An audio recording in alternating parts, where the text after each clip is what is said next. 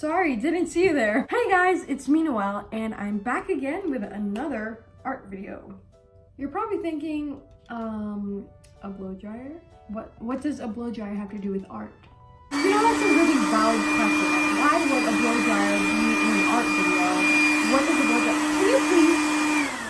Thank you. So today I'm going to attempt to paint watercolor layered flowers. And the reason I say attempt is because I've never tried this technique before, but a while back I saw this video on YouTube by Emma L. Her last name starts with an L. Do not know how to pronounce it. I'm so sorry. I will link her video down below, by the way. In the video, she taught you how to create these gorgeous watercolor layered flowers. She did not use a blow dryer, if you were wondering. She actually used a heating tool, which is about this big, and it's specifically used for art. I'm gonna try it with a blow dryer since I don't have that heating tool, and hopefully it works out the same. This video is not really a tutorial because I'm not really teaching you guys how to do it. I don't really know what I'm doing, to be honest. But if you want a tutorial and you want to learn how to do these gorgeous flowers, go watch her video. She knows what she's doing. Anyways, hope you guys enjoy the video and let's get on with it.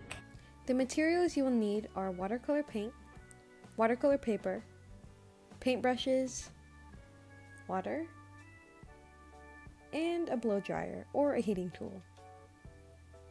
For these kind of flowers, you don't want to load the paint onto your paintbrush. In fact, you want to dilute it with water as much as possible. Doing this will give you that see-through effect and you'll be able to really distinguish your layers. Like Emma, I'm starting off with the top and bottom petals, and as you can see, the paint is super light. And the biggest thing about this is to dry your paint after every layer. That's basically the whole point of this technique.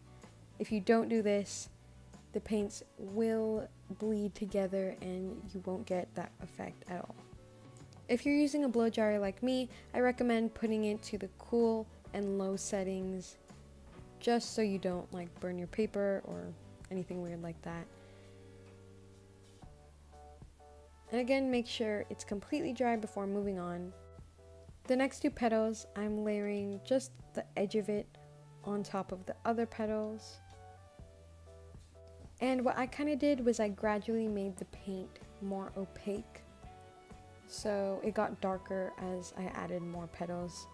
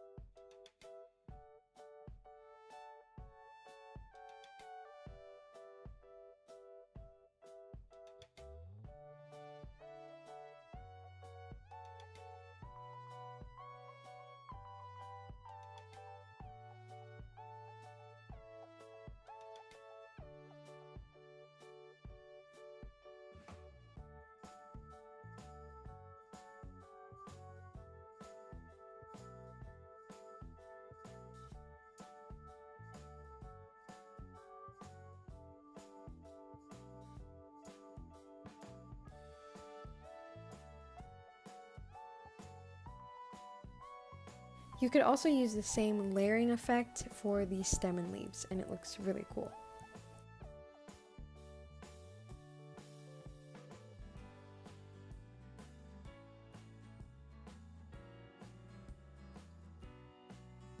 So this was my very first attempt. I think it went okay, not as good as Emma's, but I was happy with it. For this next flower, I'm using a combination of lavender and blue. These cool color tones kind of reminded me of a morning glory.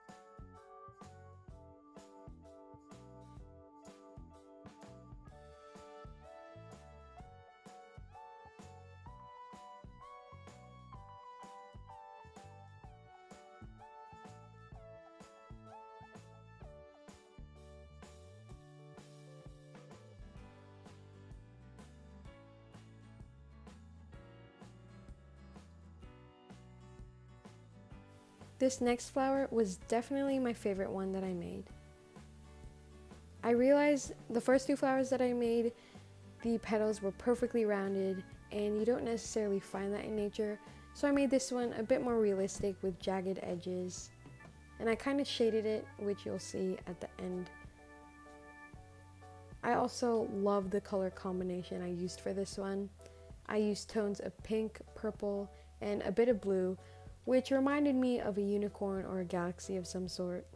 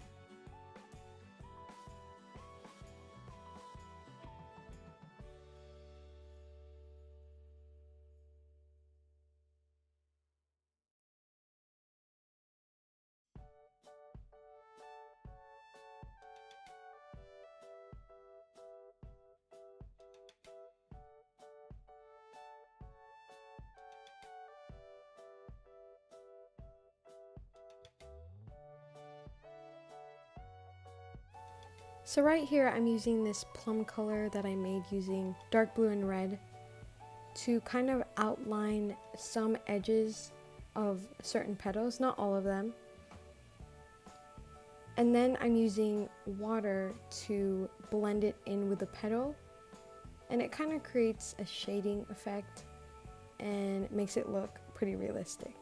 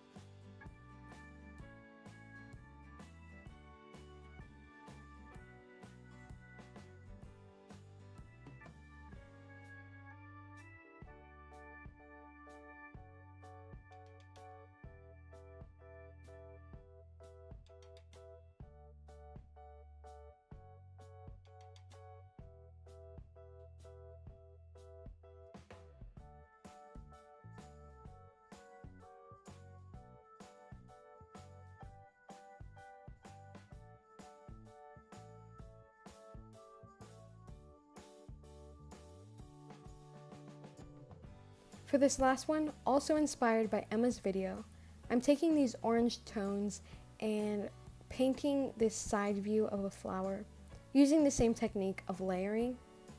I also liked how this one turned out because it looks like a California poppy, which is my favorite flower.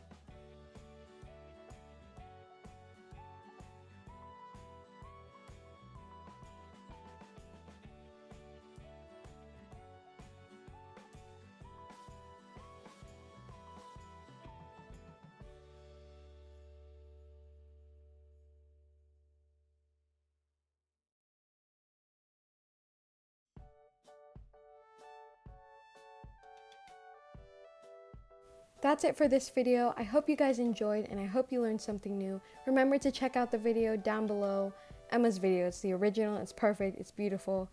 And thank you so much for watching. Bye guys!